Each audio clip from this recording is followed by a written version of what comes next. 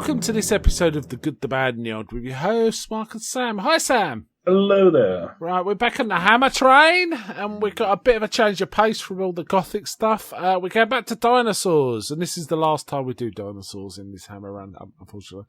When dinosaurs ruled the Earth. Also, it was weirdly, it was titled When Dinosaurs Ruled the World when it was released in the UK. I don't know why, because I've always known it as this title. And in fact, I remember seeing this title in Jurassic Park. It had it in the big hall, didn't it? Yeah, it was the on the banner. Yeah, across the T-Rex skeleton thing. Yeah. So this is interesting. Made in 1970, and written and directed by Val Guest, which is really odd because he was the guy that wrote and directed Quatermass Experiment, the first Hammer horror, really.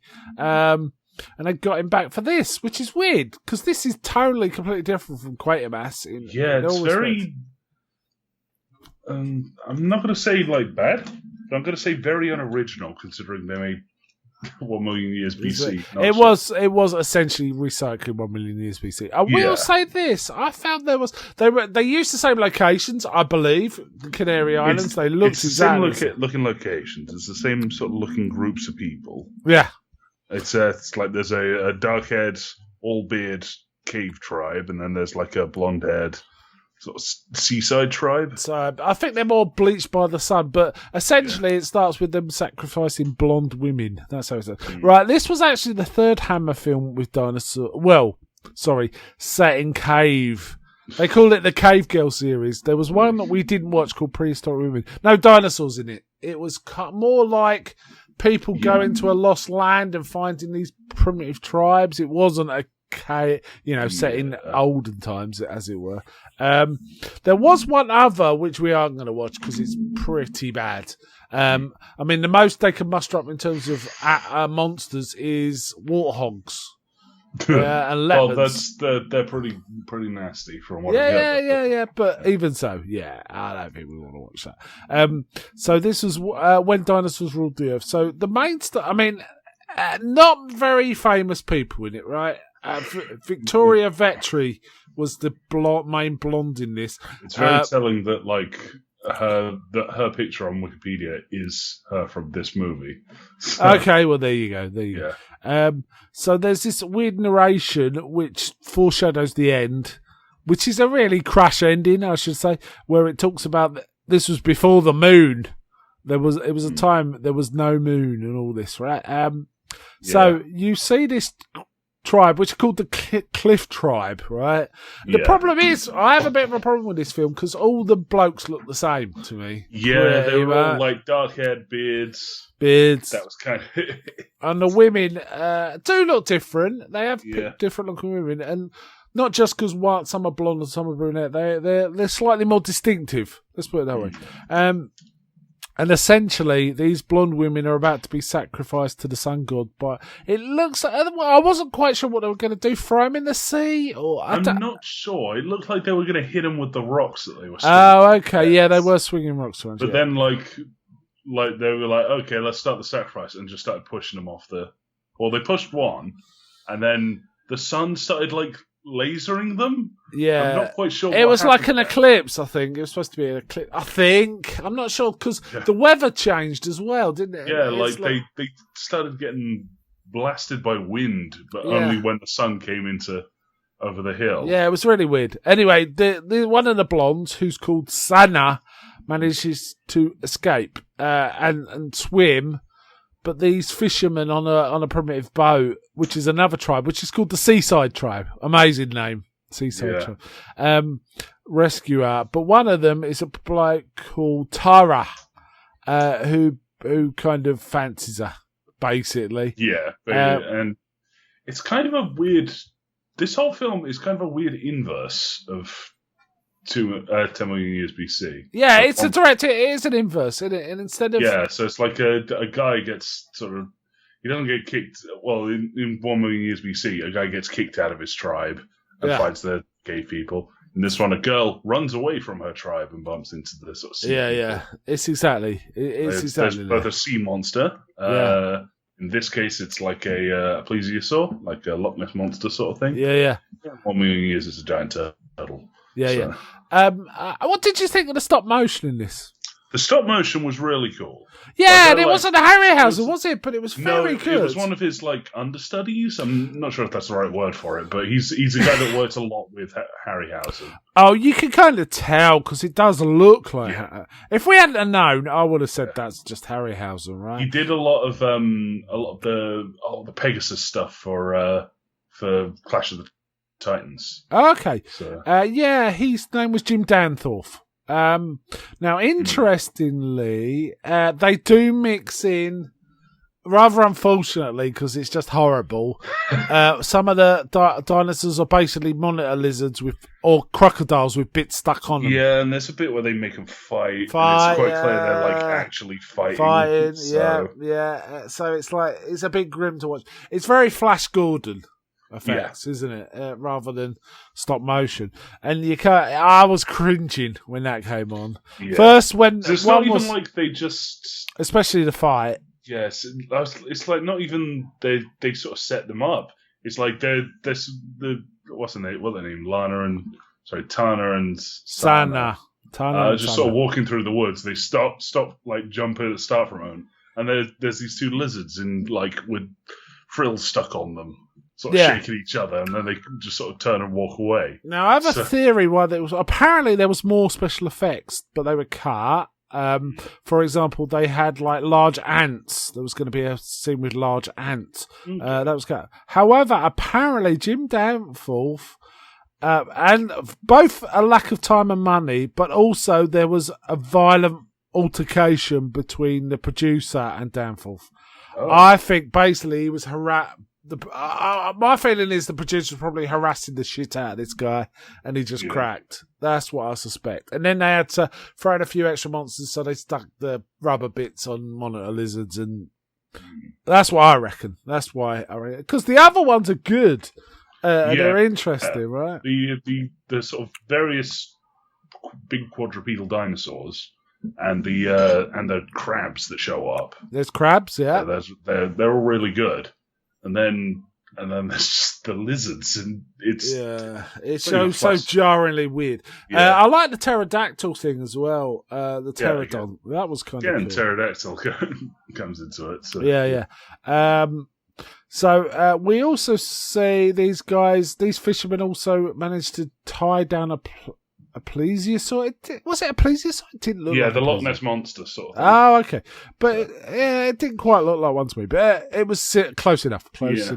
Anyway, they have a bit, it runs right through them. And we see a big rubber flippery thing at one point. Yeah, it steps on someone. So. Yeah. But also, there's one of the dark-haired women kind of is jealous. Yeah, and jealous of Sana. Yeah. Keeps starting shit, really. Yeah. And then the other tribe arrived looking for Sana because she ran away. Yeah. And they kind of start. It may sound like we're under-describing this. We've not established yet that there is no English in this entire. Oh no! They're all talking in made-up cave language. Yeah, they have a few words they keep using. Necto is a word they keep saying, meaning dead or die or. You think maybe it's just a language you don't know, and they don't know. The actors specifically said it was easier because they just had to make up language. Yeah, as there was no language; it was all made up. Nobody had to learn their lines. Yeah, and they kept saying Akita. Except by Val Guest, the director. Akita kept. I think that meant hurry up or go or something. Because again, Akita, get on with it, could have. Yeah. Necro and all this. Apparently, a screenplay was based on a treatment by J.G. Ballard, the very, very famous writer of science fiction and drama. For example, he wrote Empire of the Sun, but he's got some quite interesting books. I think one of his books was, for example, High Rise, the one that was made into a film not too long ago. For example, but he's got other stuff he's got really interesting, weird stuff that is usually too cryptic to be made into a film. Is that kind of stuff. But yeah, apparently he wrote this treatment based on this, but it seems a really basic plot. I mean, you could say the whole plot in a line. Yeah, it's basically just sort of people wandering around in a cave world. Yeah, with dinosaurs. Avoid getting sacrificed. Yeah, there's dinosaurs. There were some other interesting things. There was all sorts of dinosaurs, which I quite like. There was that kind of Triceratops one, which I think is called a Chasmosaurus. Yeah, Chasmosaurus. Yeah, that was cool. I quite like that. Yeah, it's weirdly aggressive. Like, it just keeps chasing people around. Yeah, because you don't see it first. You just see a bloke injured, don't you? And you think, what's going on there? And then you think it's like maybe a raptor. Something raptors fighting. or Allosaurus or No, something. It's a Chasmosaurus, I think. Triceratops looking thing. Meanwhile, Sana is kind of still running away. She gets got by a plant. She's hiding from the monitor lizard dressed as a dinosaur. And it's like a big person. It's basically an upright coffin, isn't it? This thing. Yeah. And it grabs her. What do they call this? Like a pitcher plant, kind of. No, it's like I think they have them in Australia. But basically, it's just once the thing lands on it, the more it struggles, the more stuff gets caught. And pulled around. Sundew? Sundew? Yeah, I think that's the little ones are sundews. Yeah, and it just sort of curls up. Yeah. But yeah, it's like a big one of those. And it looks a bit like a pitcher plant as well. Yeah. An upright pitcher plant. But she manages to get away by cutting some of her hair off or something. Then goes away. But Tara goes looking and he finds her hair in the plant and thinks she's just dead. So he goes back, and the two tribes seem to join up. Yeah, they seem to sort of stick together from now on. Yeah. Mostly just to chase Sana around. Yeah, it's just, can't you leave this woman? Then the film gets a little goofy, right? Yeah. Sana... now it gets goofy. Yeah, it gets goofy, yeah. Well, she I can't even refuse. She has a rest in a nest. And I noticed there was one bit, it gets a bit rapey at times, this film. And there's one bit, there's a couple, and he's kind of pulling this woman about, but they're obviously in a giant nest. And I thought something's going to happen, but it doesn't. But however, Sana does rest in a nest, and somehow she bonds with the baby. Is it an iguana doll? Can't remember. No, it's one of the earliest dinosaurs discovered called Megalosaurus. It's one of the Crystal Palace Park. Oh, okay. I think that. Okay, so basically, she kind of. The baby dinosaur becomes her sibling, and the big one becomes her parent. It's kind of funny because there's like a lot of misinterpretations of like the tribe will see her running from the parent, and then see her like get picked up and walks away, and they're like, "Oh no!" I think she's a witch. And then it keeps happening, so it looks like she keeps getting eaten and escaping. So. Yeah, you know what this reminded me of? Do you remember that film with Ringo Starr as a caveman? Caveman, yeah. Caveman, yeah. It reminded me of that, and I like that film a lot. I think Jim Danforth also did Caveman. Yeah, Caveman was fun, and it did remind me a lot of this film. And actually made me feel better about this film than I otherwise would. That was kind of fun. I bet if you're expecting some sort of serious monster movie, it's more like it's like Godzuki or Son of Kong kind of stuff rather than big monsters fighting, right? It's all that kind of going on. Yeah. Now, eventually, the guy that was the head of the first tribe is now taken over the whole tribe. And doesn't Kingsor then get attacked and what is it? Is it I honestly like a remember, it's like they fight like a pterodactyl. Yeah, it's like a pterodactyl, and then he falls off, but then he finds Sana. He fights the pterodactyl, then he finds Sana, and they and then like they strap the guy to a raft and try and sacrifice him. Now I have to say, this bit looked really cinematic to me. the bit where they were in silhouette, pushing the raft into the sea and setting fire to it, and like the sun was very low in the sky, so it was just like they were silhouetted. I thought that looked really cool, actually. What do you think? Yeah, it was really, really an interesting shot. Yeah. But then everything immediately goes blue and there's a tsunami happens. Yeah. Then it all goes mental. There's a bit where loads of giant crabs burst out the ocean. Probably because the tsunami's coming. But then they kill a few people. But what is it? Some people jump on a raft and they are all able to escape. Get away. Yeah, I should have mentioned there was a thing I completely forgot about earlier. That was a bit mental where. I think one of the elders died, and the whole tribe went mental. Yeah. What was that about? I have no idea. They just burned Santa's house down. Yeah, and just started going like they were in a weird, not an orgy, but it's just they were just doing. It was like the Purge or something, right? It was just weird. Anyway, sorry. The woman who burned Santa's house down, the sort of mean brunette woman. She. The way she was acting, I feel like there was genuine beef between her and the actress playing Santa. Yeah, because she's full on guttural, at the sky. I think I got confused between a couple of the brunettes. I know I said they were different. It's just I felt is that woman just completely changed character and actually likes Santa now, or is it a different woman? I couldn't work it out. It's kind of difficult when everyone's smeared in mud, grunting in a fur bikini with the same sort of ragged hair, going Akita all the time. Then they what happens? Basically, 4 of them get away. 2 couples get away, right, from all this mayhem, and they see a lunar eclipse, which is basically the moon just arrived or something, right? So, that's the story. Interestingly, the guy that was playing the nasty piece of work was also the narrator right at the beginning. Because guy's got a quite distinctive voice. He's known for his voice. Patrick Allen is his name.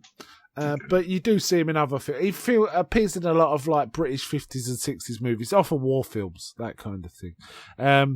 But so it was okay, right? It was okay. Yeah. Again, it was like a weirdly parallel thing to 1 million years BC. Yeah. It's like that ends in a volcano erupting. This one ends in a tsunami. That one has stop motion monsters fighting and the occasional lizardwood stuff put on it in the background. This one has the lizardwood stuff put on it in the background with the occasional stop motion monster. Yeah. Now it's a lot of weird parallels. Yeah, interestingly, there was some nudity in this, but apparently there was an unnude version. They had 2 different cuts, but they accidentally put the nude version in on a DVD or G-rated DVD, for all ages. But it was pretty tame and not lascivious, wasn't it? Really, it was kind of. It wasn't like your typical Hammer topless women stuff. No. It was kind of more. It felt like just organic with the caveman vibe, to be honest.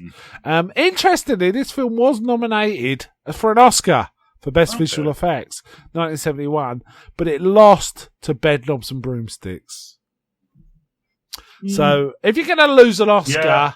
Right, there's an Oscar to the one where the Ghost Knights fight the Nazis. Yeah, that's such a metal film as Bedknobs and Broomsticks. That's fine, right? Fair enough. Jason Mewes that says that.